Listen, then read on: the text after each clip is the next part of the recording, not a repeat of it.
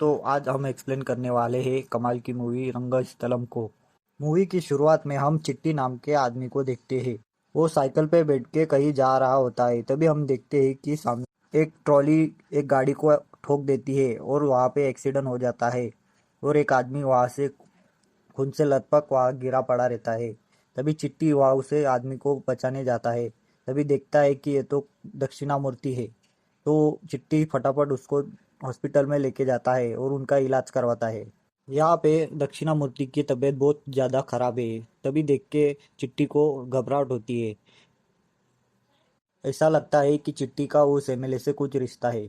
अब movie past में जाती है और हम चिट्टी को देखते हैं कि वो गांव में जंगल में एक सांप को मारने पे तुला रहता है। वो सांप का पीछा करता है और सांप ने उसे बचपन में काट लिया था, इसलिए वो सांप को पकड़ के मारना चाहता है। इसलिए वो बड़ा होते ही सांप के पीछे पड़ गया और वो सांप को मारना चाहता है, इसलिए वो सांप से मारने के लिए भागता है सांप को। तभी चिट्टी को जंगल में एक वॉच गिरी हुई मिलती है। वो उसे उठा के देखता है कि ये किसकी वॉच है।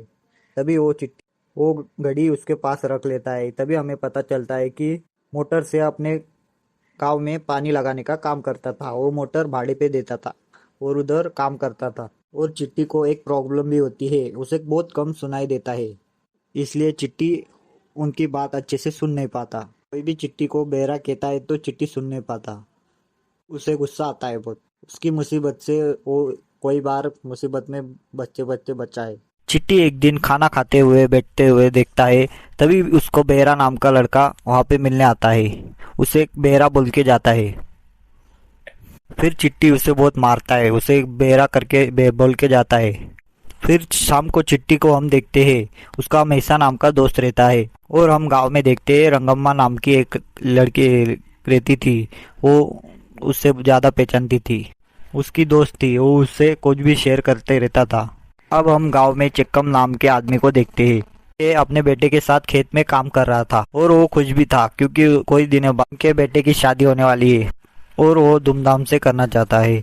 तभी उस गांव का प्रेसिडेंट का आदमी शिशु नायडू वहाँ पे आता है। वो गांव के भूपति के लिए काम करता है और भूपति के आदमी जबरदस्ती गांव से पैसे लूटते हैं। तभी शिशु चेक्कम से कहता है कि तुमने काफी साल पहले भूपति से पैसे लिए थे, इसलिए तुम्हें वो पैसे हमें चुकाने पड़ेंगे।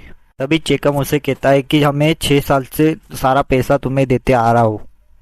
तभी वो शिशु बोलता है कि नहीं, अभी तुम्हारा हिसाब अभी बाकी है। तभी शिशु अपने गाड़ी को किक मार के वहां से चला जाता है और चेकम वहां पे कुछ नहीं कर सकता था।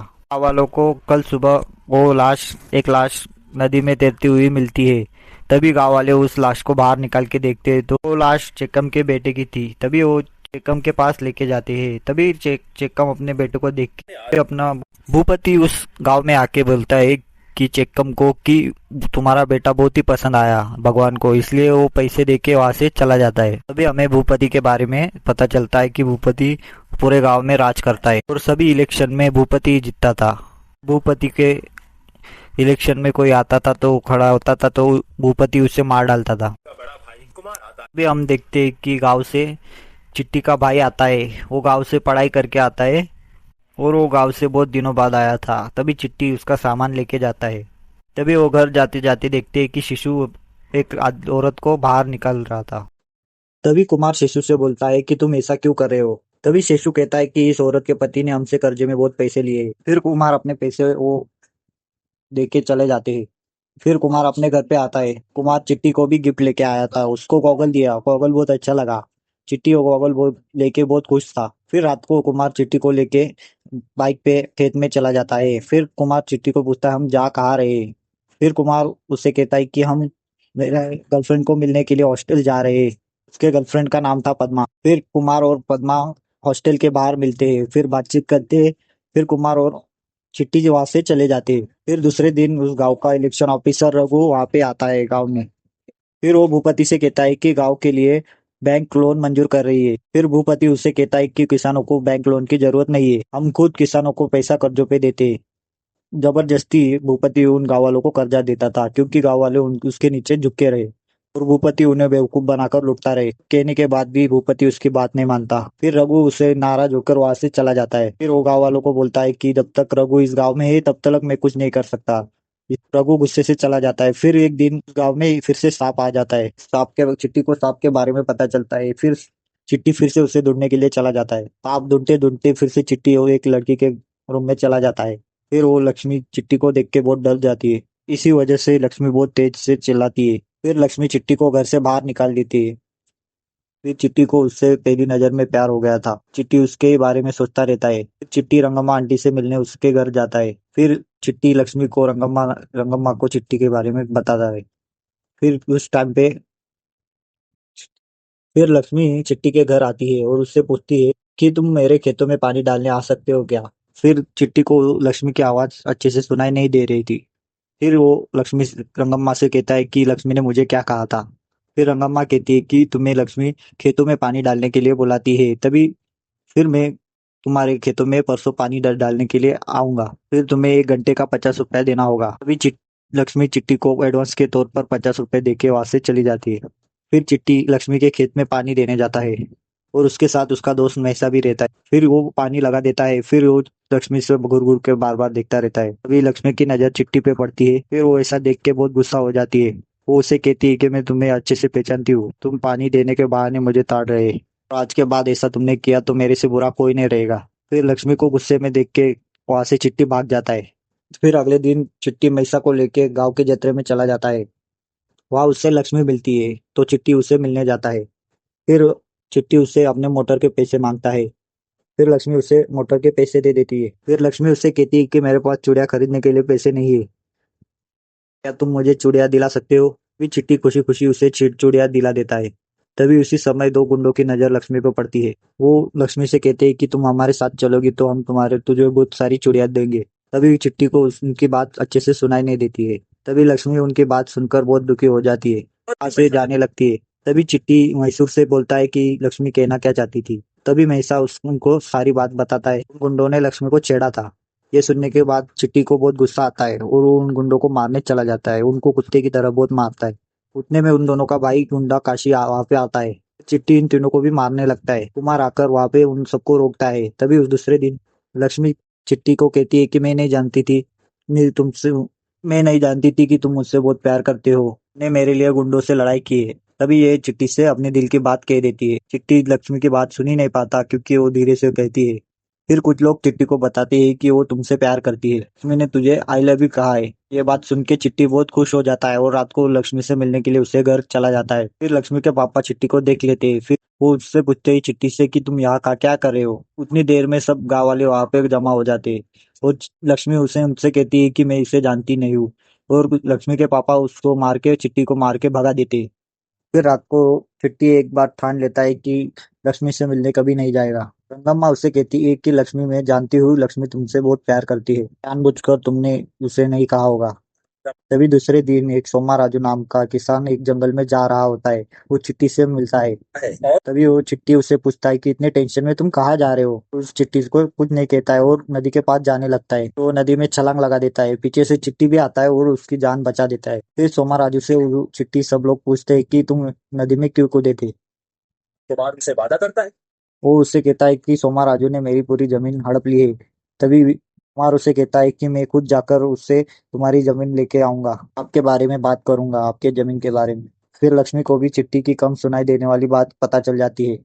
तब लक्ष्मी चिट्टी से कहती है कि कल रात वाली बात सही थी, मैं तुमसे गलती की, हमारा सच कल रात को बता देना चाहिए था। इस तरह से चिट्टी को लक्ष्मी मनाने की कोशिश करती है।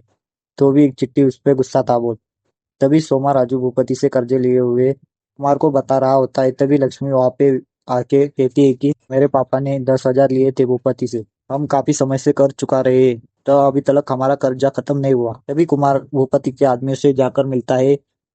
लक्ष्मी के पापा ने कर्जा लिया हुआ वो पूछता है। वहाँ वो लोग उसे बताते हैं कि लक्ष्मी के पापा ने 10,000 ने 20,000 कर्जा लिया था। पर कुमार को उनकी बात पर विश्वास नहीं था। वो डायरी चेक करने के लिए कहता है। वो रजिस्टर में चेक करता है। तभी वो लोग उन्हें डायरी नहीं दिखाते। तभी के बीच उन दोनों के हाथापाई शुरू हो जाती है। उस हाथापाई में भूपति के एक आदमी को गलती से लग जाता है। उस आदमी को चोट भी आती है। उसके बाद भूपति रात को सभी लोगों को इकट्ठा करके एक सभा बुलाता है। अभी चिट्टी भी अपने पापा को और परिवार को लेके वहां पे पहुंचता है। अभी भूपति लक्ष्मी के पापा से कहता है कि तुमने मुझसे कितना कर्जा लिया था, और उसी डर के वजह से लक्ष्मी के पापा उसको कहते हैं कि 20,000 कर्जा लिया था। ये सब झूठ बोल के कुमार हैरान हो जाता है। तभी भूपति कुमार को कहता है कि तुम्हें हमारे आदमी को हाथ उठाया है। तभी उससे कुमार को सजा देता है। कुमार, तुम्हें मुझे 10,000 देने होंगे। तब कुमार और उसके पापा उस गलती की माफी मांगते हैं। तभी भूपति उन्हें माफ नहीं करता। तभी काफी शिशु चिट्टी की परिवार की मजाक भी उड़ाता है, पर कम सुनाई देने की वजह से चिट्टी कुछ सुन नहीं पाता। तभी रात को अपने परिवार के साथ चिट्टी खाना खाता है, तो फिर भी चिट्टी के पापा अभी भी टेंशन में थे। खाना खाने के बाद चिट्टी अपने दोस्त मैसा के साथ बैठता है। तभी उससे सारी बातें पूछता है कि पंचायत में क्या हुआ था। तभी दुकानदार उस चिट्टी को कहता है कि तुम्हारे पापा का मजाक उड़ाया गया, ये सही नहीं किया। ये सुनने के बाद चिट्टी महिषा से पूरी बात पूछता है। तभी महिषा उससे पूरी बात कहता है कि तुम्हारे फैमिली का बहुत गंदा मजाक उड़ाया गया है। तभी चिट्टी गुस्से से महिषा को मारने के लिए चला जाता है। ये बात सुन के शेषु के पास जाता है और शेषु को बहुत बुरी तरह मारता है, जिससे शेषु की हालत खराब हो जाती है। फिर अगली सुबह लक्ष्मी चिट्टी से मिलने आती है। लक्ष्मी को देखकर चिट्टी बहुत गुस्सा हो जाता है। लक्ष्मी के वजह से चिट्टी के पापा का बहुत बड़ी बुरी तरह से मजाक उड़ाया गया है। फिर चिट्टी लक्ष्मी को गुस्से में एक चाटा भी मार देता है। फिर उससे कहता है कि मैंने तुमसे प्यार करके बहुत बड़ी गलती कर दी है। तुम जैसी लड़की प्यार के लायक भी नहीं है। फिर चिट्टी को मालूम पड़ता है कि ये लड़की मुझसे सच में प्यार करती है। चिट्टी लक्ष्मी को गले मिलाकर उसका धन्यवाद करता है।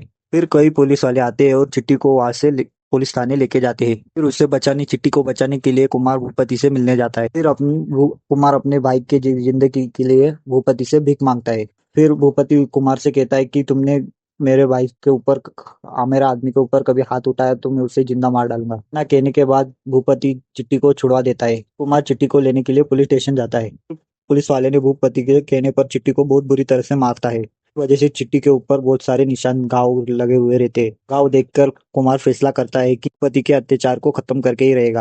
अपने भाई को लेके इलेक्शन ऑफिस जाता है। वो इलेक्शन वाले को कहता है कि मुझे भूपति के खिलाफ इस बार इलेक्शन में खड़ा ही रहना है। ये सुन के रघु बहुत काफी खुश हो जाता है।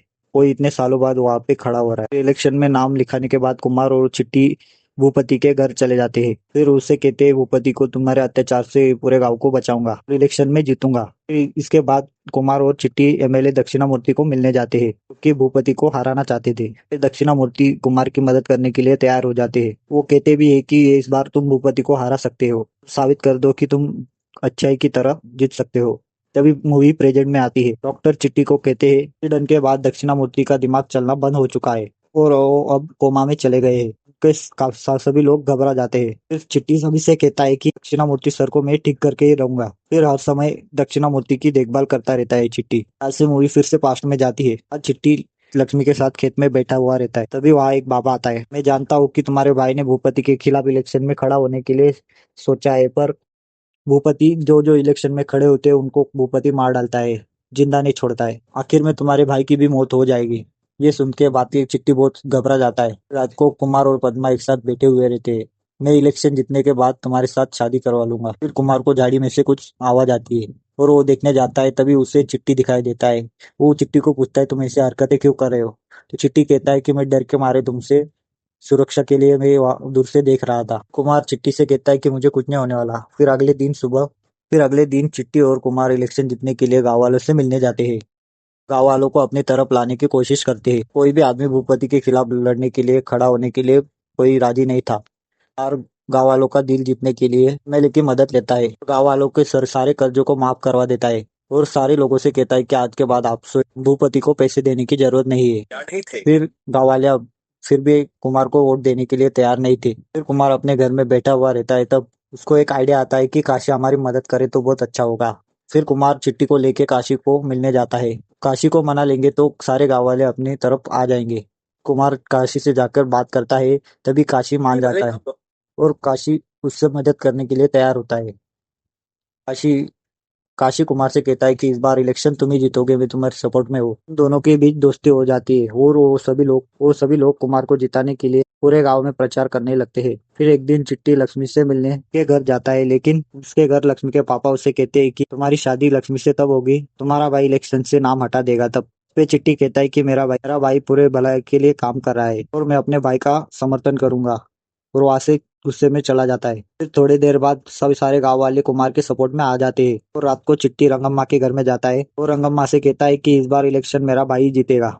उससे रंगम्मा कहती है कि मेरे मुझे तुम्हारे भाई की ज्यादा फिक्र हो रही है। मेरे पति ने भी इलेक्शन में भाग लेने की कोशिश की थी, तभी उसे गाँव में मार डाला था। भूपति ने मेरे पति को जान से मारवा मरवा दिया था। चेक्कम के बेटे को भी भूपति ने ये मारा था। तो उनके चिट्ठी और भी घबरा जाता है और उसे अपने भाई की फिक्र सताने लगती है कि अगले दिन कुमार के इलेक्शन में नारायण मूर्ति आते हैं, दक्षिणामूर्ति आते हैं। चिट्टी को तभी नारायण नाम के आदमी पे शक होता है। वो उसे मारने के लिए दौड़ता है। इतने में ही दक्षिणामूर्ति जी उससे भड़क जाते हैं, क्योंकि वो दक्षिणामूर्ति जी का आदमी था, इसलिए वो दक्षिणामूर्ति वहां से चले जाते हैं गुस्से में। तभी कुमार को चिट्टी का बिहेवियर पसंद नहीं आता है। वो चिट्टी को चिल्लाकर घर भेज देता है। फिर रात के समय चिट्टी घर पे आके खाना खाने लगता है। फिर खाना खा के वो अपने कमरे में सोने को चला जाता है। अगली सुबह महिषा कुमार को आके कहता है कि गाँव वाले लोग भूपति की साइड होते जा रहे हैं। ये सुनने के बाद विकास अपने काशी के पास चला जाता है। काशी और सब गाँव वाले कुमार से कहते हैं कि तुम्हारे भाई ने भूपति को जिताने के लिए भूपति से पैसे लिए हैं। कुमार को उनके बातों पर विश्वास नहीं रहता है। फिर वो सभी को अपने घर पे लेके आता है और वो चिट्टी से पूछता है कि तुमने भूपति से पैसे लिए हैं। फिर चिट्टी बोलता है कि हाँ, मैंने भूपति से पैसे लिए हैं। और चिट्टी के पापा चिट्टी पे गुस्सा हो जाते हैं। तभी वो चिट्टी को बोलते हैं कि तुम यहाँ से चले जाओ, घर से बाहर निकल जाओ। फिर तभी चिट्टी हमें दिखाई देता है कि भूपति को जानबूझ के जिताना चाहता था। उसे पता था कि भूपति उसके गुस्से में उसके भाई को मार देता था, इसलिए उसके जिताने के लिए गया था और वो ऐसा कभी होने नहीं देगा। चिट्टी अपने पापा की बातें सुनकर इमोशनल हो जाता है और भूपति से पैसे लौटाने के लिए चला जाता है। तो भूपति से उसके पैसे लौटा देता है और उसे साथ में कहता है कि मैंने अपने भाई की जान बचाने के लिए ही तुमसे पैसे लिए थे। फिर बोलता है कि मैं अपने भाई से जिताने के लिए तुमसे लड़ूंगा। ना कहने के बाद वो वहां से चला जाता है। फिर चिट्टी उस लक्ष्मी से मिलने उससे घर जाता है। फिर लक्ष्मी के बाबा और उसकी जबरदस्ती शादी करने के लिए लगे रहते हैं। फिर चिट्टी गुस्से में कहता है कि मुझे नहीं पता था कि तुम मुझसे प्यार करती हो, झूठा। तुम्हारे लिए उनसे लड़ा और तुम मेरे लिए वो शादी तोड़ नहीं सकती थी क्या? वहां से जाने लगता है चिट्टी। फिर लक्ष्मी भी चिट्टी से धोखा नहीं देना चाहती थी। फिर लक्ष्मी भी चिट्टी के साथ घर पे उसके चली जाती है। फिर शिशु भूपति के आकर कहता है कि बार इलेक्शन में जीतना बहुत मुश्किल है। सारे गांव वाले कुमार का साथ देना चाहते हैं और आपको आपका नाम इलेक्शन से बाहर लेना चाहिए था। शिशु की बात सुनकर भूपति को ज्यादा गुस्सा आता है। गुस्से में शिशु को ही जान से मार डालता है और साथ में वो मन बना लेता है कि चिट्टी को भी और कुमार को भी मार डालेगा। रात को चिट्टी अपने घर वालों से आकर कहता है कि क्या आप लोगों ने मुझसे घर से बाहर निकाल दिया है, इसलिए मैं अभी घर नहीं आऊंगा। तो चिट्टी अपने घर के बाहर लक्ष्मी के साथ बैठा हुआ रहता है। अभी चिट्टी के पापा को अपने गलती का एहसास होता है। तभी चिट्टी को मनाने के लिए सब लोग उसके पास आते हैं और उसके साथ खाना खाते हैं। सभी लोग एक जैसे हो जाते हैं। फिर महेश चिट्टी को आके कहता है कि तुम्हारे खेत के पास काफी सारे लोग बैठे हुए हैं। ये सुन के चिट्टी जल्दी से अपने खेत के पास जाता है। तो उन लोगों से कहता है कि तुम यहाँ पे क्या कर रहे हैं। इतने में वो लोग अब चिट्टी पे हमला कर देते हैं। चिट्टी उन लोगों को खूब बुरी तरह से मारता है। फिर कुमार अपनी बाइक से पद्मा से मिलने के बाद घर पे आ रहा होता है। उसी समय गुंडों ने उसके ऊपर हमला कर देते हैं और रास्ते में काफी सारे गुंडे उस पर हमला कर देते हैं। फिर कुमार अपनी जान बचाने के लिए वहां से भागता है। गुंडे उसको कुमार को मारने वाले होते हैं, तभी वहां पे चिट्टी आ जाता है और सभी गुंडों से वो अपने भाई से बचाता है। तभी उस लड़ाई में कुमार को काफी ज्यादा चोटें आ गई रहती है। फिर सभी गुंडों को मारने के बाद चिट्टी कुमार को एक दुकान पे लेके जाता है पानी पिलाने के लिए। जैसे ही चिट्टी पानी लेकर आता है, तभी उसको देखता है कि कुमार का गला काट देता है कोई। तो भी देख के चिट्टी पूरा घबरा जाता है और रोने लगता है। फिर चिट्टी अपने भाई से पूछता है कि आपको किसने मारा है। कुमार जो नाम लेता है वो उसे चिट्टी सुन ही नहीं पाता है। फिर एकदम से कुमार की मौत हो जाती है। कुमार को मरा हुआ देखकर चिट्टी अंदर से टूट जाता है। तभी ये खबर चिट्टी के माँ बाप से को मिलती है कि कुमार ये दुनिया में नहीं रहा। तभी फिर ये सब लाश देखकर सभी लोग टूट जाते हैं। रो रो कर उनका बुरा हाल हो जाता है। उसके बाद सभी गांव वाले और चिट्टी मिलकर भूपति के घर पर हल्ला बोल देते हैं। फिर उन्हें घर पे भूपति नहीं मिलता। उनको भूपति वहां से भाग चुका था, क्योंकि वो पहले से ही घर छोड़ के भाग चुका था। कुछ समय बाद कुमार का अंतिम संस्कार हो जाता है। फिर कुमार के जाने से सभी लोग दुखी थे। फिर कुमार भूपति को मारने के लिए सभी गांव में ढूंढता रहता है। फिर ढूंढने के बाद उसे भूपति नहीं मिलता। उसके बाद सभी गांव वाले रंगम्मा को उस गांव का प्रेसिडेंट बनाते हैं। रंगम्मा सभी लोगों से वादा करती है आज के बाद इस गांव में कोई भी गलत काम नहीं होगा। तभी चिट्टी रंगम्मा से प्रेसिडेंट बनने के बाद खुश था बहुत काफी। फिर चिट्टी रंगम्मा के साथ मंदिर जाता है। फिर उसको उस दिन एक आदमी का नाम याद आ जाता है कि कुमार मरते समय जिस आदमी का नाम बता रहा था उस आदमी का नाम उसे मालूम पड़ जाता है। चिट्टी दक्षिणामूर्ति के पास जाने लगता है। तभी एक ट्रक वाला दक्षिणामूर्ति के कार को ठोक के चले जाता है। तभी दक्षिणामूर्ति वही सीन है कि जो अपनी मूवी की शुरुआत में देखा था। अभी मूवी प्रेजेंट में आती है। तभी हम देखते हैं कि चिट्टी दक्षिणामूर्ति की पूरी जी जान से सेवा करता है। चिट्टी के घर वाले सभी उसे घर लेने के लिए आते हैं। तभी चिट्टी उन सबसे कहता है कि दक्षिणामूर्ति जी को होश नहीं आ जाता तब तक मैं घर नहीं आ सकता। फिर एक दिन देखता है कि दक्षिणामूर्ति को होश आ जाता है वो देखता है कि दक्षिणामूर्ति की सांसें अब चलने लगी है। वो देख के खुश हो जाता है और जल्दी से ये बात डॉक्टर को बताता है। फिर डॉक्टर दक्षिणामूर्ति का चेकअप करने के बाद चिट्टी से कहते हैं कि आपकी मेहनत रंग लाई है, ये 2 महीने में दक्षिणामूर्ति पहले की तरह ठीक हो जाएंगे। फिर हम 2 महीने बाद का सीन देखते हैं। दक्षिणामूर्ति पूरी तरह से ठीक हो गए थे, साथ ही वो सीएम बन जाते हैं। काफी लोग दक्षिणामूर्ति से मिलने आते हैं। चिट्टी भी लक्ष्मी के साथ उनसे मिलने आया था। फिर चिट्टी दक्षिणामूर्ति से अकेले कमरे में जाके मिलता है। दक्षिणामूर्ति चिट्टी से कहते हैं कि भूपति भागकर कहाँ गया था। फिर चिट्टी उनसे कहता है कि भूपति गांव के बाहर भाग गया था, ने उसे ढूंढकर हमेशा के लिए मार दिया है। जो सुनकर दक्षिणामूर्ति चौंक जाते हैं, क्योंकि वो किसी को पता नहीं था कि भूपति मारा गया है। फिर चिट्टी उनसे कहता है कि भूपति के मरने के बाद इसकी अगली बारी आपकी होगी। ये सुनने के बाद दक्षिणामूर्ति काफी ज्यादा घबरा जाते हैं कि मेरे भाई ने मरने से पहले नारायण का नाम लिया था, नारायण आपके लिए काम करता है, इसका मतलब आपने मेरे भाई को मरवाया है। फिर दक्षिणामूर्ति उस चिट्ठी से अपनी सारी बात कहता है। तुम्हारा भाई मेरी बेटी पद्मा से प्यार करता है, पर मैं अपनी बेटी की शादी तुम्हारे जैसे कारी खानदान में करना नहीं चाहता था, इसलिए मैंने तुम्हारे भाई को मरवा दिया था। ये सुन के चिट्टी अपने गुस्से में कहता है कि तुम्हें मारने आ रहा था, तभी रास्ते में ट्रक ने आपको उड़ा दिया था। तुम्हें ऐसा मरता हुआ देखकर मुझे अच्छा नहीं लगा कि मुझे तुम्हें अपने हाथों से मारना था, इसलिए मैं तुम्हारी सुबह शाम सेवा करता था क्योंकि आप जिंदा रहकर बच सके। ना कह के दक्षिणामूर्ति को चिट्टी जान से मार डालता है और इस तरह से कुछ अपने भाई का बदला ले लेता है, जिसके बाद ये मूवी यहाँ पे खत्म हो जाती है। हेलो दोस्तों, आपको मूवी कैसी लगी? अच्छी लगी तो लाइक करो, शेयर करो, सब्सक्राइब करो, मेरे चैनल का बेल आइकन बटन दबाओ। आपको मूवी अच्छी लगी तो लाइक करो।